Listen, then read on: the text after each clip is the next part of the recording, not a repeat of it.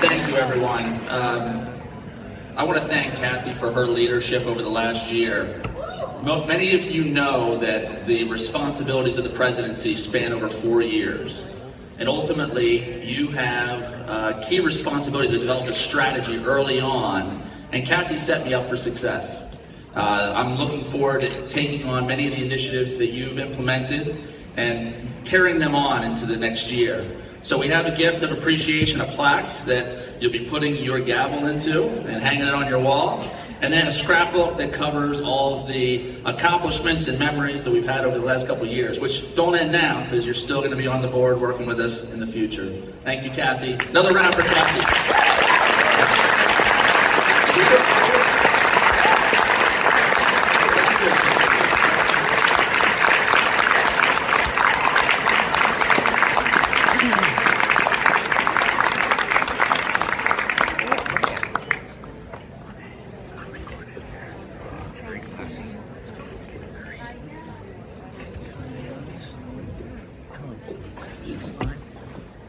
All right, so again, really happy to be here tonight, and I appreciate the warm applause. I know that the presidency is definitely one thing that's important to this association, and Kathy really did set me up for success. And although I've done some work to develop a strategy for my presidency, I know that Carrie and Josh have already told me that they've planned to completely throw out all my ideas when I'm done. And so I've got a lot to do before November. So some of you know I did switch jobs in the last few months. And I wasn't actually sure I'd be able to continue with the role. I wasn't sure I'd be able to come to the conference. But I did work out an arrangement with my employer and our marketing team to be able to come up here and get reimbursed for my travel. So we do have 2 for $5 sizzling breakfast sandwiches, free coffee on Tuesdays this month. And if you haven't heard, we do have pizza at Wawa. So I think I've covered my responsibilities. So long before Wawa, I started my work in emergency management as a volunteer. I actually got into this through my high school ham radio club. How many of you are ham radio operators in the room? So the other half of the room that didn't raise their hand, they're just embarrassed about it.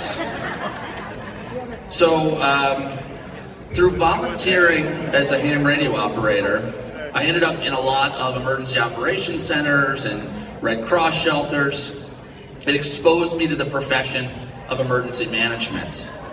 And, you know, like many of you, having champions in your formative years really leads you to finding a career that you're passionate about.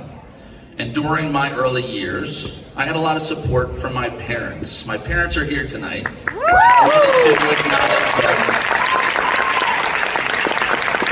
They managed to work this in to a trip to Hawaii. So they're heading to Hawaii tomorrow. So I want to thank my dad. My dad for teaching me the value of doing things the right way, not half-assing it. You know, he took me to my first ham radio meeting. And so if it weren't for that, I probably wouldn't be here. So thank you. And my mom for pushing me and getting me to recognize that really I can do probably anything I want to do. But I know you're my biggest fan. And I know that this is probably already on Facebook. So, again, I want to thank you as well. Thank you for coming.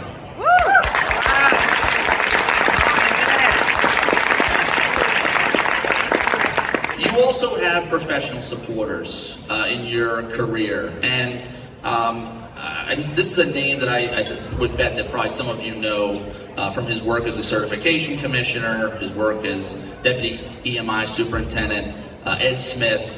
I actually had the opportunity to really get a mentorship from Ed Smith all the way back when he was still working in the state of Delaware. And he really served as a sort of an initial mentor to get me my first job working in emergency management after high school. And he connected me to my future boss, Bob George, at the Delaware Emergency Management Agency. This was really the start of my work in emergency management. But what's crazy about this is this was all by chance. I actually started college in the fall going for an electrical engineering degree, not emergency management. But I was failing chemistry and calculus, and so that resulted in me switching to emergency management. The University of Delaware, they had a degree program concentrating in emergency management, and this was really the way that I was able to learn the academic side of our field. This allowed me to experience both the practice of emergency management at the state EMA while also learning about it in class. Now that I am not in an electrical engineering degree and I get kicked out of the engineering club, where do you think I would go to now network with my new peers? IAEM! IAEM, that's right, yes. So I joined as a student in 2008, and this was long before UD had an award-winning campus chapter, which we saw tonight. I had no involvement in their award, by the way, as an alumni, so don't worry about that. But really, I want to acknowledge the work that they've done at that university to develop a campus chapter that's a model for others across the country. And I want to congratulate them again for the work that they've done.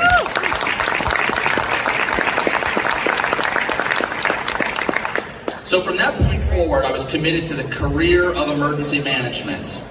And other than a short stint working at a hardware store in high school, I've always worked in emergency management. My degree is from an institution that can be seen as the birthplace of disaster research as we know it today. And, I don't even have any hobbies. My hobby is like collecting old civil defense memorabilia. And, my wife, she says that I am not fun because all I do is live and breathe emergency management. So you get the picture. And I also want to acknowledge my wife. She's here tonight as well.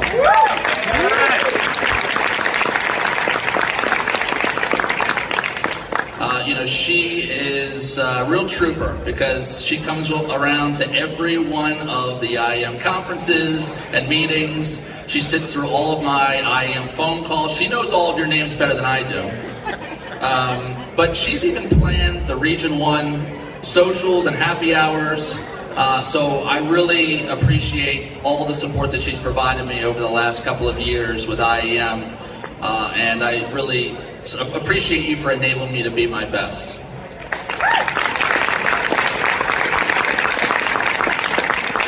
So with all that said, the degree, the education, the experience, your IAEM USA president is first and foremost an emergency manager. But back to my story, despite graduating with a degree in emergency management and actual emergency management experience under my belt, I encountered real challenges when it came for me to go and find a full-time job after college in emergency management.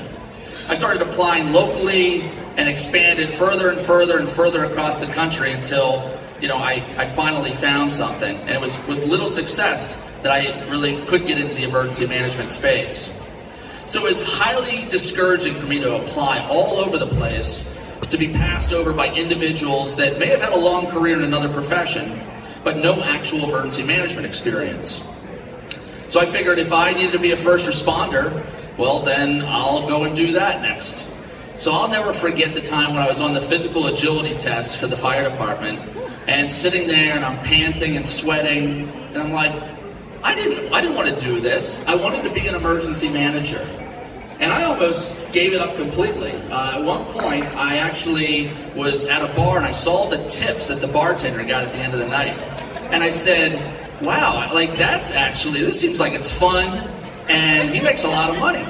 And so I actually went to bartending school for a couple of weeks. And so what's interesting is it was in Pennsylvania. And now that I'm back in the Pennsylvania area, I might be able to do some moonlighting within that field. So thankfully, I didn't have to give up on emergency management.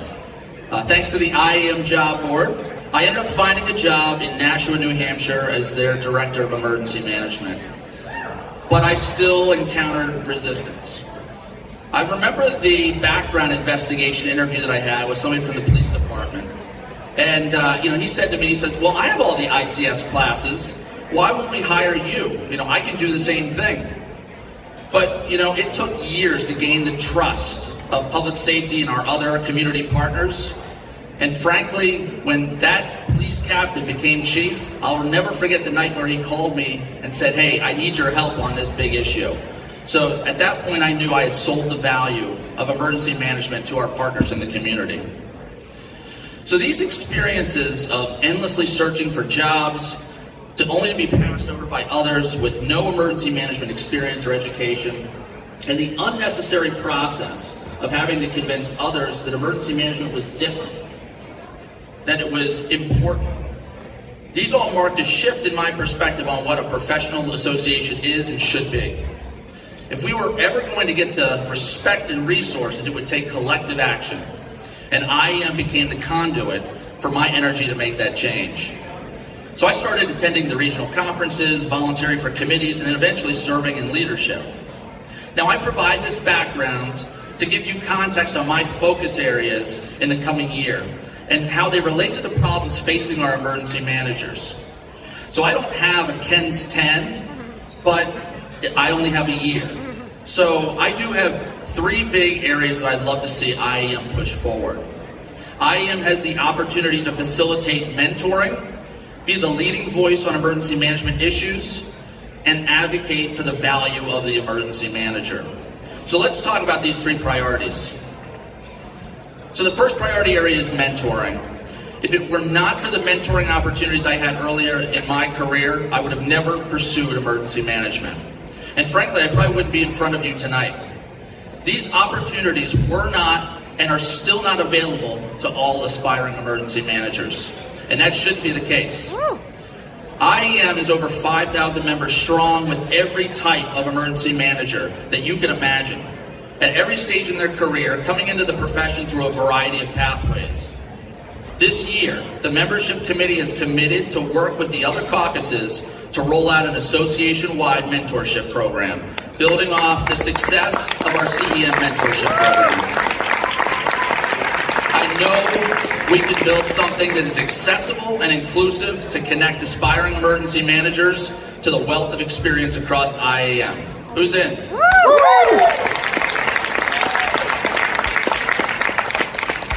So the second area that we need to act on is the representation of the emergency management profession. I'm going to give you an example. This year, the Homeland Security Advisory Council issued a report that recommended significant changes to the Homeland Security grant program, including the possibility of moving preparedness grants out of the FEMA administrator's purview. In the appendix to that report, you'll see a participant list with names like the National Emergency Management Association, Big Cities Emergency Managers, the National League of Cities, International Association of Fire Chiefs. There's one name you won't see in that list, IAEM. We should be in the driver's seat for these conversations, and right now, we're not even in the car. Whether it be the discussions on shifting our entire operating model around the concept of resilience, or reorganizing the agencies that provide emergency management functions, there is a lot going on right now. We do have a strong voice on Capitol Hill through the work of our Government Affairs Committee, but there are many, many more places that we need to be.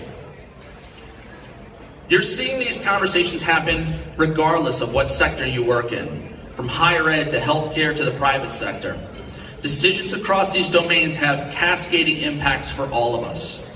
I'm committed to ensuring IAEM is at the table during these conversations, impacting emergency manager.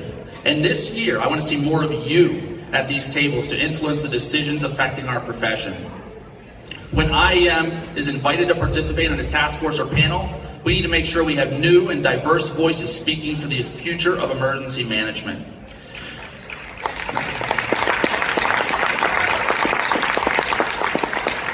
We've already discussed a new program to ensure that the folks representing us have the tools to feel comfortable as our representatives, armed with our policy positions and a clear elevator pitch. It's time for us to lift up the voice of the next generation of emergency managers and for the long-standing ambassadors of our profession to create a welcoming seat at the table.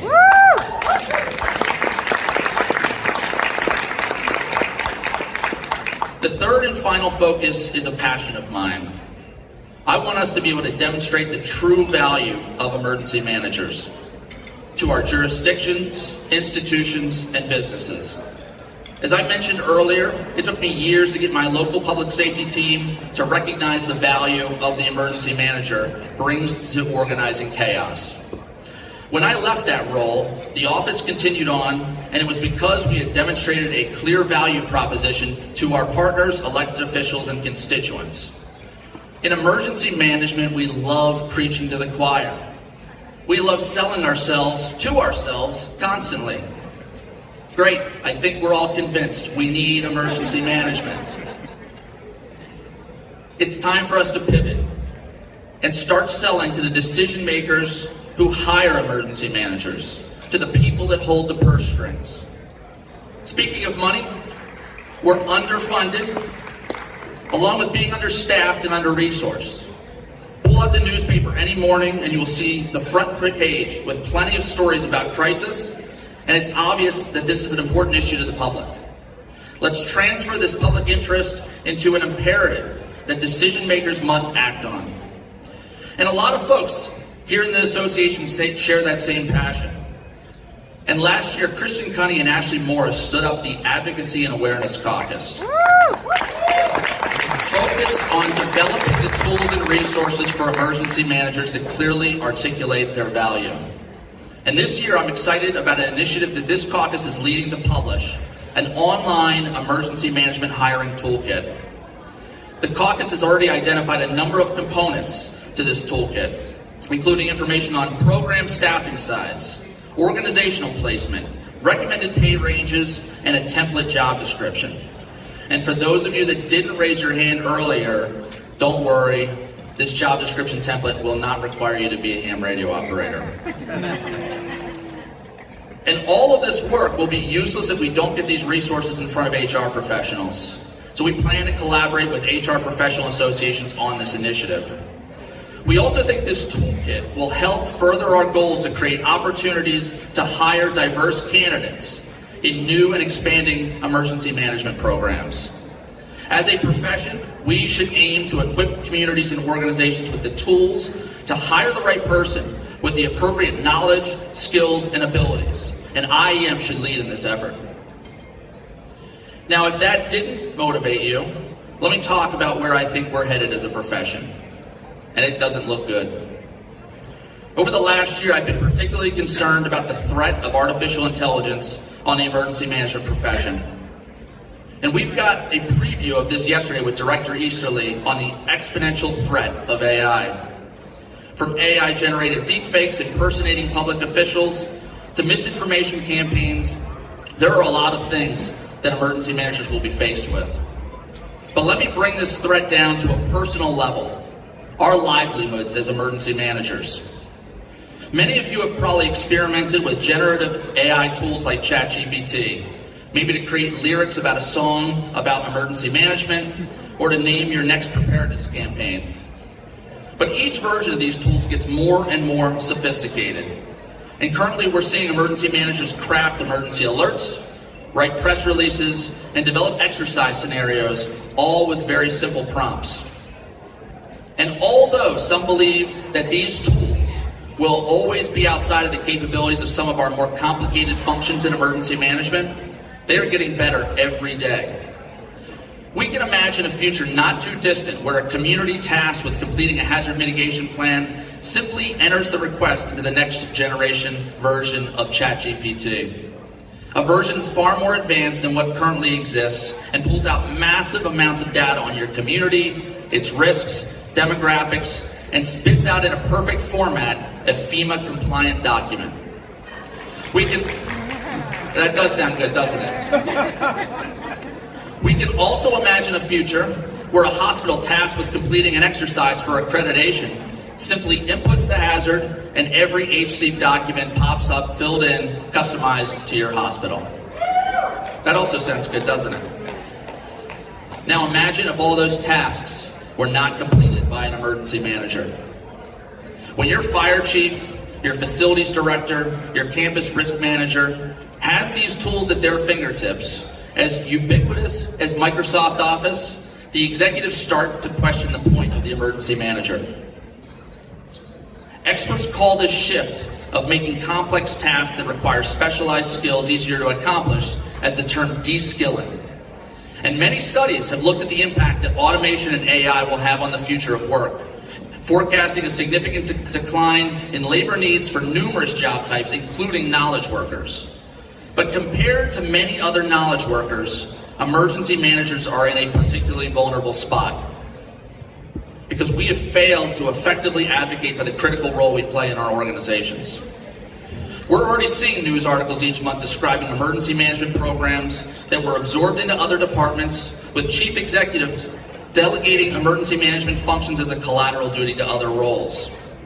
This will require us to reinvent ourselves, focusing on responsibilities that require a trusted human. And we can draw lessons from other high-risk professions where automation has been integrated while still upholding the significance of human-directed work. For example, despite the capabilities of autopilot, people expect to see a friendly captain welcoming them onto the plane. Unless we are seen as an irreplaceable part of our organizations, we will be one of the first on the chopping block. IAEM can be in a position to better advocate for the role of emergency manager and lead this transformation in the age of AI. Now, I know I sound bleak as I talk about these generative AI tools, but there are a lot of really impressive opportunities for emergency managers using them. These tools have the ability to automate the mundane tasks we conduct every day, allowing us to refocus on more important things. And emergency managers can use AI as a competitive advantage to increase our capacity to focus on the trust and relationship building work that will make us indispensable. But we will only have this competitive advantage for a brief window of time before these tools are adopted by the masses. This opportunity is summed up by a quote in a recent Harvard Business Review article: AI is not going to replace humans, but humans with AI are going to replace the humans without it. With this in mind, the association needs to double down on our efforts to promote our profession. And we can expedite this by focusing together on the three areas I mentioned earlier: mentoring, representation, and advocacy. I'm calling on all of us to work together under this unified focus over the next year to catalyze the transformation we must see in our profession. And I challenge each of you to think of a contribution that you can make tonight to your professional development, to your organization, and to the profession at large. Become a mentor. Write a letter to your senator. Volunteer to represent emergency management on a committee. And as you've seen at this conference, there are many ways to get involved. I may be the president, but this organization is fundamentally its members, and I'm just one of them. Together, our collective efforts will realize this transformation. I look forward to working with all of you throughout the year and celebrating the success of each of your contributions in Colorado Springs. And it's my first act as president. I want to bring together the future of our profession, our new AEMs and CEMs, as well as the past of our profession and our folks that are really strong advocates for the Association of IAEM up on stage for a group photo. Thank you, and have a safe trip home.